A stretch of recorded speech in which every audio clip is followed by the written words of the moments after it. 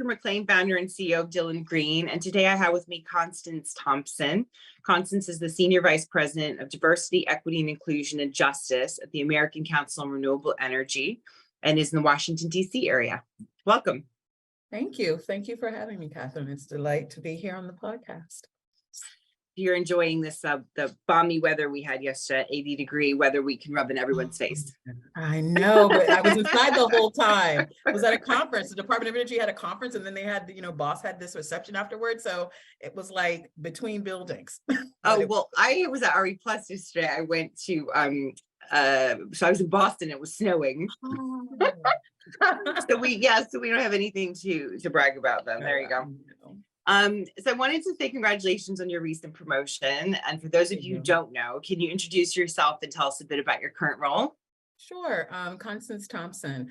I had the pleasure of serving as a Senior Vice President for Diversity, Equity, Inclusion, and Justice with the American Council on Renewable Energy. And what that embodies is we have a signature program called Accelerate, which is a program aimed at supporting the success of women, Black, Indigenous, and people of color-owned renewable energy businesses that is now managed by Neelam Sakaria. And then also our larger body of work, which is focused on social and economic justice. And we're getting more into our environmental justice body of work, policy work, in addition, some internal work around creating a culture that supports the external work that we're doing. Yeah. It looks like you started your career as a recruiter. Yeah. Which is kind of cool. I like recruiters. Yeah. Outside of the clean energy industry, how did you make your way into clean tech and ACORE specifically?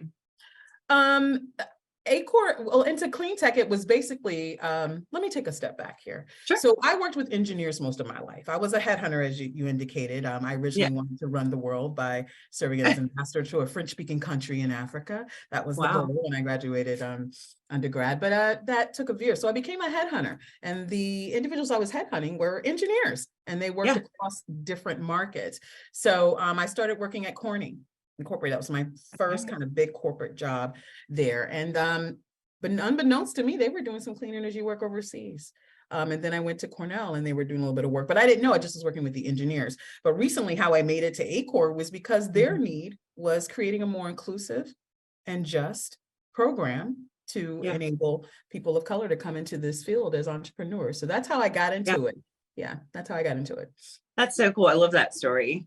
It's like life's what happens when you're making plans for it. Like sometimes you just have to be open to let things happen, Exactly. Do you have any advice for those looking to transition into clean energy? One, don't be hesitant about it. There's so many people in this industry who don't have direct clean energy experience. And what I'm finding is that the industry is about transferable skills into this field. They're subject matter experts. You can learn this, but don't be hesitant to come into the field and bring the expertise you have. Getting back to your work at ACORE, can you talk a bit about ACORE's Accelerate membership program? Absolutely. So our ACORE Accelerate membership program started in 2020, late 2020. And as a result of board members coming to us saying, what are you all doing to create a more inclusive? It was board members. And they workshopped this program with staff, and the requirement had to be that it had to be something that opened doors and leveraged our power, but also that it would make impacts. And what they came out with was the ACORE Accelerate membership program, which is a 2-year complimentary membership program. One of the things that we get is people think it's an accelerator. It's not. It's a membership program with accelerator adjacent benefits to it. And we open them up to the ACORE network. We introduce them to member companies for business partnership opportunities. We create an ecosystem for them to partner with one another. We match them up with an executive mentor, and we do these very exclusive virtual networking events where they get to discuss business opportunities with program sponsors and partners. And in addition to some other benefits, they get pro bono legal support. They get an opportunity to collaborate with one another. And it's just been an amazing journey for us these past 3 years. That's really great. I've not heard of anything like that before. It's kind of different. Yeah, it's kind of like that's why the perception of it as an accelerator is there. It's kind of like an accelerator, but it's a membership program. And if I could brag a little bit, because I'm so proud of our members, our member companies which are owned by women and people of color, that's the criteria, they are making transformational impacts in new technologies. implementing new technologies. They are doing projects in communities and underserved communities that are opening up workforce opportunities, that are introducing clean energy in these communities. And last but not least, something that we didn't expect, they're doing business with one another, which is like amazing, making transformational impacts out of our 25 member companies that we had bringing in from our past 2 cohorts. We can say that 19 of those companies, as members of ACORE Accelerate, have grown their businesses. And we just announced our newest cohort who will be joining the family, and they refer to themselves as family, the Accelerate family. And this is across the country. It's across the country. Our members are all over the country, and they are creating their own regional networks that we support. Based out of this. So our members, so for example, we have several members that are out of the San Diego area. Yeah. They get together, they talk about business partnership opportunities, they hang out. They are literally family. Oh, I love this. That's so wonderful. Yeah. So I was going to ask you next about success stories, but it sounds like you have quite a few. So if you could just choose a couple, that would be wonderful to highlight. Sure. We have a company out of Chicago, 548 Enterprises. They started with us as 548 Capital. In 2 years, they have grown to create a workforce division of their organization. And this is some of the benefits from the IRA. I do want to share this story. AJ Patton, who is the founder and CEO of this company, his first year as a member, we put him on a panel at our finance forum, and it was talking about, funding opportunities. And one of the things he said was, we can't get people to finance us. I have great credit. These are great projects, and we can't get people to finance us. I'm starting to think that you're not serious about this. US Bank immediately contacted him and said, we want to do business with you. From there, AJ has implemented, has stood up a housing community that's all solar in an underserved community, and these individuals are saving on their bills. But more importantly, he's got local leaders involved in this work, and it's talking about clean energy in communities that don't normally talk about this. So it's amazing. His is great. I have another member company. They're called Suntex, and they're out of Texas. And what they do is solar installation only for Spanish-speaking customers. What they've been able to do through their company is, one, talk about clean energy in a different way, cost savings, build trust. A lot of these individuals, you have to talk to the abuela, and if abuela says no, it's not happening. And they've also been able to train a workforce of individuals from their communities on these projects. Amazingly successful. So those are 2 success stories I would share. Oh, I just really love that. I think so much of this is just like knowledge is power, right? Just making these communities aware that this is like something that they can get involved in and benefit from in so many different ways, and that somebody's like on their side to like walk them through how to do that. Absolutely. The other thing I've learned, Catherine, is that when people tend to deal with business people who happen to be women and people of color, they think it's all about that, this, people of color helping and, giving back, those kind of things.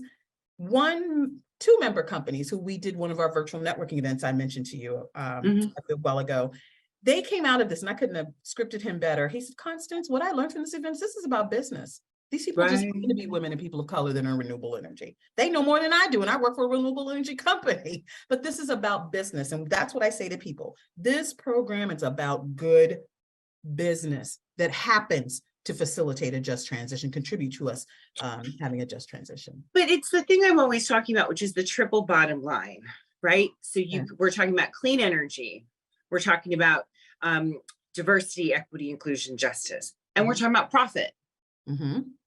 Why do they all have to be mutually exclusive? Why can't they all be tied together? Because it's about money. It's when we start talking about profit, when we start talking about market share, when we start talking about where these projects are located, money. That's what gets in the way. It's money. Right. Well, tell us about the report on opportunities to diversify in the U.S. renewable energy manufacturing supply chain. ACORE recently commissioned with Amazon Web Services and BW Research. Are there any specific goals ACORE hopes to achieve with this report? Well, we've already achieved one. We needed to know the data. We wanted to know how many companies out there are at the tier 1, tier 2 phase that are owned by women and people of color, and the numbers are dismal. And I'd like people to read the report. I'm not going to give you that number. The number is dismal. You need to read it. So one goal has been achieved. The second one that we will achieve mid-year this year, Q2 this year, is that we're going to bring together many of the companies that participated in the study, but also other companies who say they have supply chain commitments to say, okay, you've read the report. This is what it says. What can we do together to change this picture? What is it that we're creating an action plan from that? And that was a requirement from AWS, that we not just do the report, that we talk about what we can do to change the supply chain. Right. Is this going to be a yearly report? At this juncture, we're not going to do one next year. There's a lot to do from what's in this report. Yeah, fair enough. That's fair enough. Lastly, I recently saw you speak on RISE, a panel focused on moderator training. Can you talk a bit about your work with RISE and why you think it's a good idea for people to get involved with RISE? With RISE, I was introduced to them when I entered this, the clean energy sector a year and a half or so ago when I joined ACORE. And one of the first things that we did was we made sure that every single one of our staff members was members of RISE. Yes. Every single staff member. So we did that. The second thing of engagement that I've been able to do, I moderated a panel of clean energy CEOs that were females and asked them about the career trajectories, but not the normal, what we ask women about. Tell us why it's critical for women to be a part of this clean energy transition. As CEOs, what are the things you're going through that you recommend other women kind of try to avoid, but most importantly, stay focused on? And then words of wisdom, of course, which was fantastic. And most recently, as the panelist for the, one of the panelists for the speaker, I would call it speaker prep session, which I found very interesting to do. Yeah. No, I really enjoyed it because I got asked to moderate once and I was like absolutely terrified. And so you gave some like really good kind of like tips and tricks on how to be part of the conversation, but kind of let the conversation Your job is to facilitate a transformational conversation and wear your crown. You're running the show. Run it. That's it. That's what you said. Wear your crown. I love that.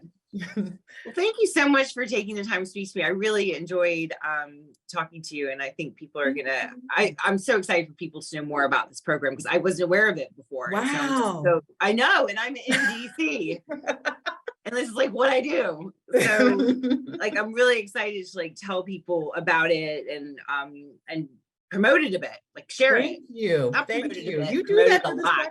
Yeah, there is, and you do that great during this podcast. I want you to hear this and take it in. You are doing an amazing job of getting things out that maybe people would not hear about in this podcast and talking about things in a very real way. I really appreciate you saying that. Thank you, because it's can be a delicate subject sometimes to talk about. So I try my best to be like, not to stay out of trouble. Good trouble is always good trouble. Good trouble. There's good trouble. Stay in some good trouble. Thank you for having me. Thanks a lot.